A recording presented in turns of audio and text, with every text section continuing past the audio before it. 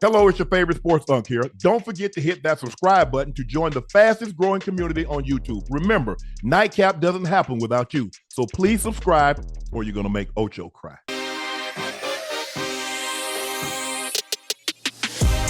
All right, guys, we're going to get back to football in just a second. We got a very, very special guest joining us. We got world champ in the 110-meter hurdles. Here he is, Cordell Tinch. Dale, what it do? How you doing? Man, I'm doing amazing. First of all, good. Congratulations. Thank you. Bro, you got an incredible story. You went, you set the NCAA record, 1296.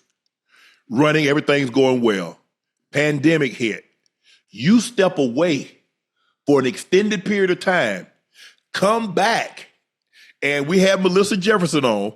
I said, I'm taking Cordell Tinch. You heard it, didn't you? I said, I'm taking Cordell Tinch to win. I said, he's been the most consistent hurdler all year. He's the only one that's been low 13s all year. He's the only one that's dipped under 13 all year.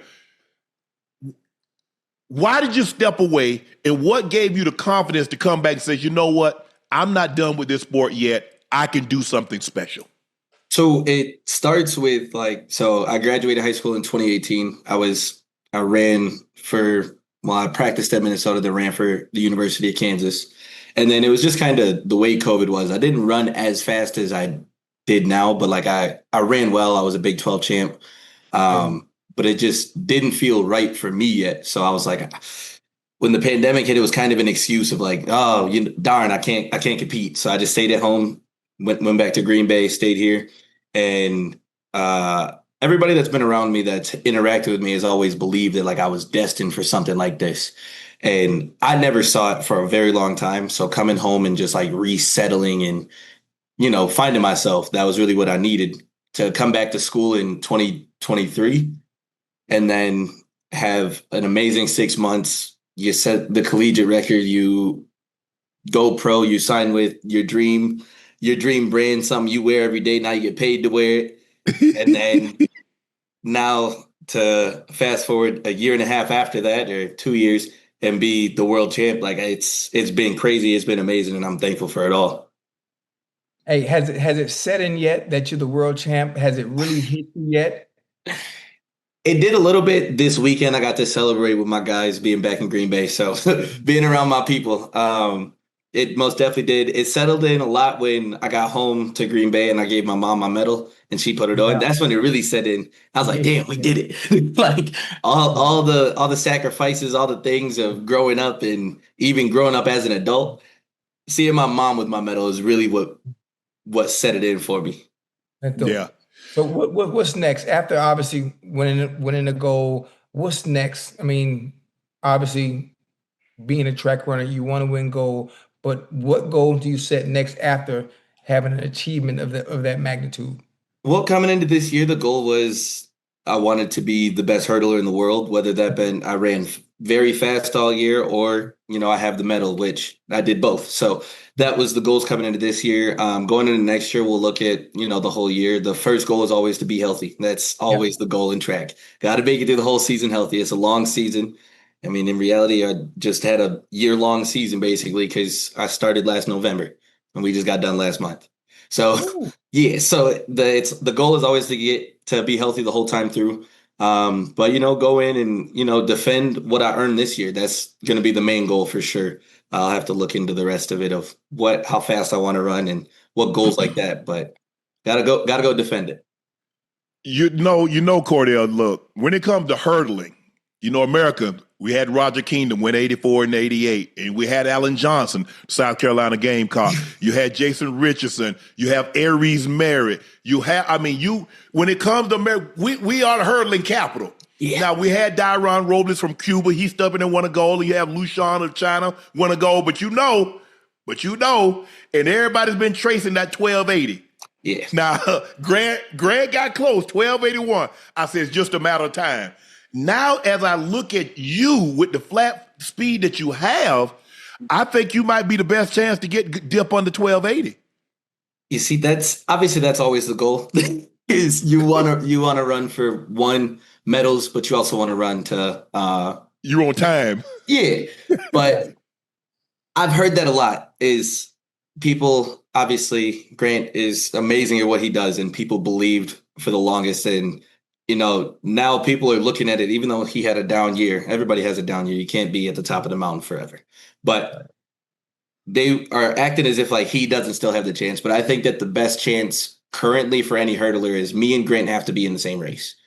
Right. Okay. Because he's going to get out, and you're going to try to come get him. Yes. Like I think that we have to be in the same race because I know he gets out well, and I know that over the first 5, it's really tough to beat him, as indoor hurdle races show it. But on the back half of it, I don't think that there's very many people that have the same back half of the race that I do. So in order for us to see a 12-7, I think that both Grant and I have to both be at that race, both be competing with lots of money on the line. But I think that's what it comes down to. Right. But when you look at it, it's amazing because going into the race, Grant is going to put you under the gun. He's the best starter in hurdle history. Absolutely. So like you said, the first 5, I'm under the gun. How are you able to remain composed? Because a lot of times, talking to hurdlers, they start to press. Now you start to hit hurdles, and now you get off cadence, and now it's over. For me, it's always been I think that it was right after I had won Big 12s way back before I was even running this fast. I had told, I think I was the KU hurdle coach at the time, shout out Coach Brewer. I had told her, I was like, if I just could get it in to the same race as Grant and Daniel, because those are the 2 top hurdlers in college. I said, if I could be in that race, I think that my time will improve significantly just because of what's their strengths who those guys are, yes. Just because of what their strengths are and what mine are. And so I've kind of had the mindset for the longest of I'm going to always run my own race. I can't worry about what happens in lanes X, Y, Z, because hurdling, you can't look left and right. You don't got enough time in between the hurdles to see them. You have to be focused. So I've had the mindset of as long as I focus on my race, I don't think anybody could beat me. But it didn't work out that way until this year. But it worked. How does when guys are around you, like you said, I'm focusing on my race, but guys next to you, they crashing, they hitting every damn hurdle. You like, damn, can y'all get over the hurdle clean? It's only happened a few times where I've noticed it. I don't know if it's a B thing. I haven't really talked to other hurdlers about it, but from when we hear set and the gun goes off, I really just go into autopilot. Like my body, I'm just out, and then the race is over and I'm looking at the board to see what the time is. Wow. And I get asked after the race, oh, how did this feel? And it's I have to watch it and see what it looked like because I don't really have a feel for it. It's always been weird, but I don't know if it's just a me thing or if that's other hurdlers. I have another question with you, especially when it comes to racing, whether it's the hurdles or whether it's anything open, 100, 200, 400. There's always a strategy that goes into every race. You know your strengths, you know your weaknesses. Is there any way when you're already elite at a certain sport, like you are right now, is there a way you can make your weak point when it comes to the hurdles your strong point? To where if you're already great on the back half of the race, how close can you get to making the start of the race just as strong as the back? It's a crazy song and dance that we got to do because the thing is, people are always like, oh, well, if Cordell had Grant start, he would be the best hurdler, or if Grant had Cordell's finish, he'd be the best hurdler. But it's it's tough because if I have Grant's start now, it's not possible to have the same finish because of how fast you're moving by hurdle 5. Right. It's not possible where if I can be the last one out the blocks. There's a bunch of pictures this year of photographers taking a picture off the first hurdle. Everybody's in the air except Cordell, but I won the race. It's song and dance. So it's a matter of finding how fast you can be early so that you can be controlled and fast and clean through the middle to be able to maintain it throughout the back half or the back quarter and be able to get across the line and finish well. So it's tough, but it's something that, we're learning, and we kind of figured it out this year. There's some races where I was the first one off the first hurdle, and there's other ones where I wasn't. But for most of the races this year, it didn't really matter. If I was in the race, I was winning. But go ahead. Go ahead, Ocho. Yeah, I'm going to ask, how hard is it to gauge to always have that same consistent start and hit every hurdle and have the same amount of steps every single time? Is that hard to do? As far as the start, I found myself a few times this year where I over pushed. Therefore, I had to shorten up because I would have damn near been 6 steps in the first hurdle. Then I'm wrong leg whole race. So there's things like that you got to make sure you do it, but you got to make sure every time your foot's hitting the ground that you're transitioning that power from the ground up through to push yourself forward. There's a lot. There's a lot in it. Look, we've seen reports of Grand Slam track having financial issues, and you ran this season, and they say they are going to pay some of the. You don't got a check that came your way. My check cleared. Okay. my check cleared. So you good? Fantastic. I read where you initially did you get a football scholarship at Minnesota? So what, bro? You wide receiver written all over you. I do. That was a really good one. But going throughout high school, I had always wanted to play football. Like my dad had told me, I still don't believe that it's true, but he said he came home from work. He used to work swing shift. He came home at 6 o'clock or 7 o'clock, and I was watching the Sunday night game this close to the screen, but my head was going like this. And he was like, what are you doing? And my answer at like 8 was, I can see the game better this way. And I was like, oh. But I've always looked at football so much different. Like I love football to death. It's definitely, I mean, obviously track is my life, but football is definitely still my favorite sport. I just look at it different. Like I can't watch football games with other people because I don't watch it as a fan. I watch it critiquing wide receivers, critiquing the O-line, and people don't want to be around it. They're like, bro, shut up. It was a 50-yard play. And I'm like, yeah, but it could have been a touchdown if therefore I just have to watch games alone. What made you prioritize track over football? Because you can make a lot more money in football than track, Cordell. Absolutely. You really can. Hold on. Wait a minute. And before you even answer, you still can. You can still make that a dream. For sure. Most definitely. The door to football is never closed for me. Right. The real difference was, I think it was just like my mindset out of high school was we barely threw the ball. And it was like, I'm killing, and we barely throw the ball. So just throw the ball more and we'll beat everybody. But obviously when you're young, I didn't have that attitude yet. Like if it was me now, we would have had to do something about it. But it was just that. And I was like, I done ran perfect routes all day, been wide open. I got overthrown. I got underthrown. Quarterback got hit. And I was like, I need to be somewhere where if I do perfect by me, can't nobody tell me they beat me because I did what I was supposed to. So that's the competition in track that I really love is if I go out and have a perfect race, I don't think anybody on the planet can beat me. And that it shows that way when you're, regardless of what event you're doing, if you have the perfect jump, perfect throw, perfect anything in track, the numbers will show it and you'll always have that showing. So that was why I really kind of fell into track and really fell in love with it even more. And now that you mentioned it, I love the confidence. I love the confidence you had. You're similar to me in a sense when it comes to playing football. If I put the work in during the week on Sundays, nobody can be able to stop me. Now, when we talk about hurdles now, see, I was a state champion hurdler too. I was a state champion hurdle. And I want to know if we were to race, like my best time was 12:87.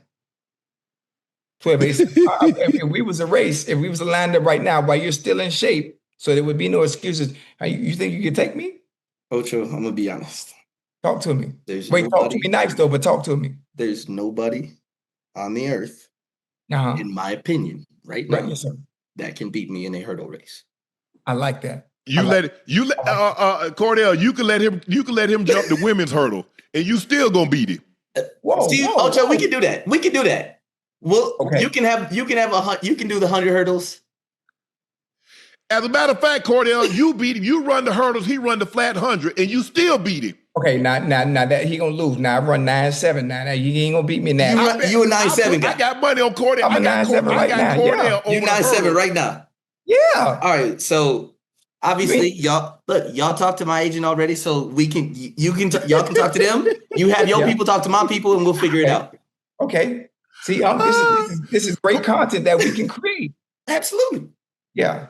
I mean, Cordell, if you were, for me though. If you were to run a flat 100, what do you think you think you can get low 10s? I mean, I ran 10.3 this year. Okay. But I think that just the way I run, I have a better chance to run 20.0 or 19.9 in the 200 than I do in to run because of your strength. Yeah, the way I run.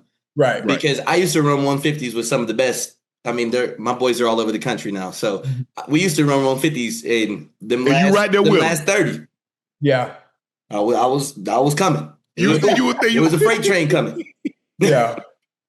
So, but here's the thing. You said that in order for that race, when we had Melissa on, we was talking, I thought the time would be fast, considering who was in the race. You had Shelly Ann, you got Sharika, you got Talou, you got Alfred, you got Tia, you got Shakari. So you got, Talou Smith. You got all of those people. So now, okay, we got the people that's going to push. What are the conditions going to be? She gets a favorable win, she's going to sub 10.6.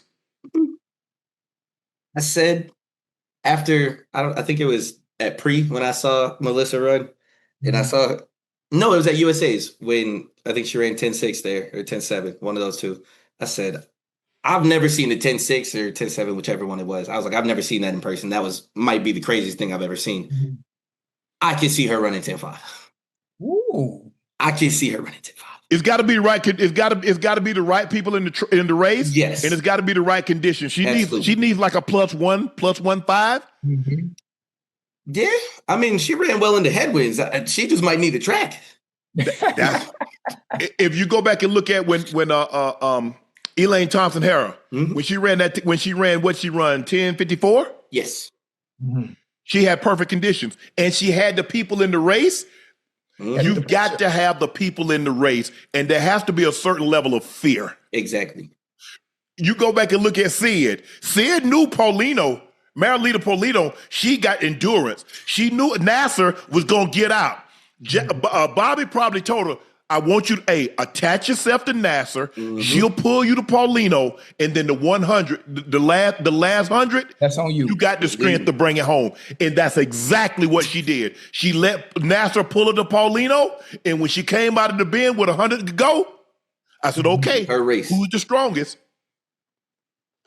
Yeah.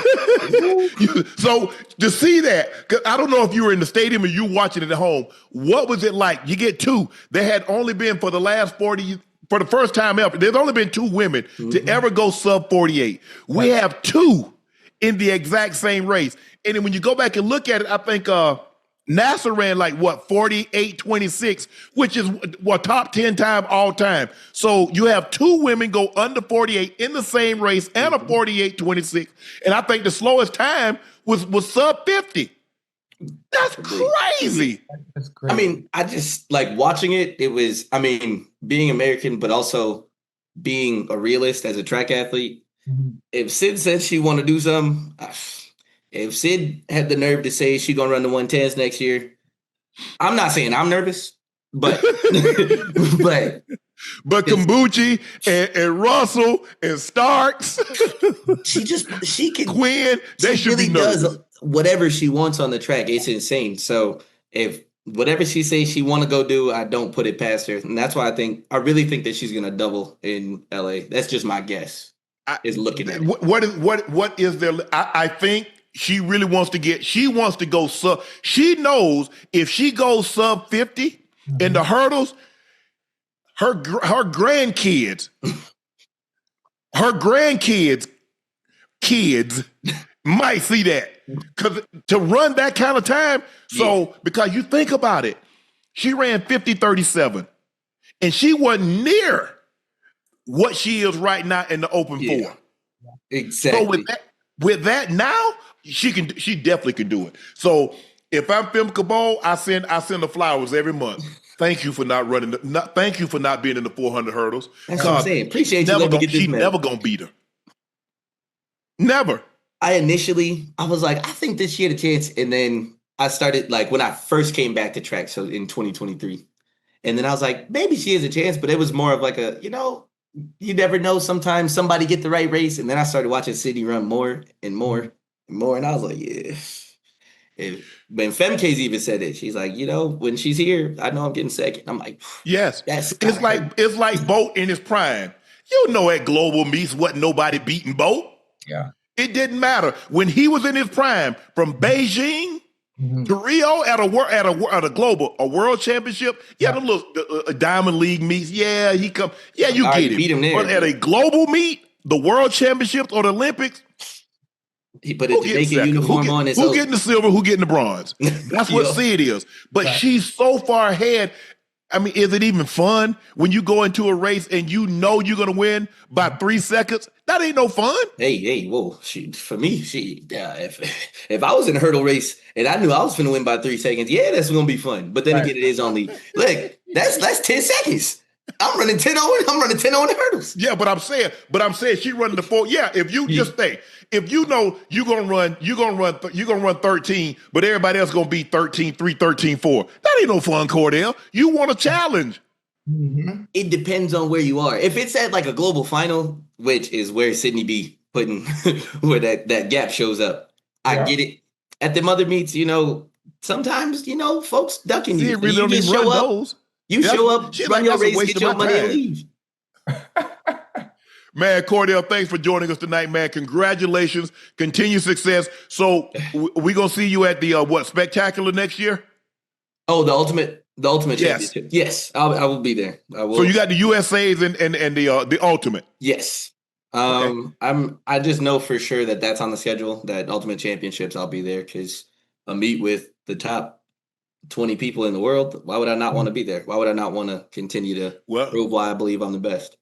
The best against the best. I like to see that. I like to hear that. Absolutely. Cordell Tinch, the 110 meter hurdles world champion. That's him. Thanks for joining us, man. Packer fan. Oh, yeah. Born and raised. Oh, yeah. Thank you, bro. Appreciate you joining us tonight. Thank you for having me. Come back and see us again soon. Hey, anytime. Appreciate you.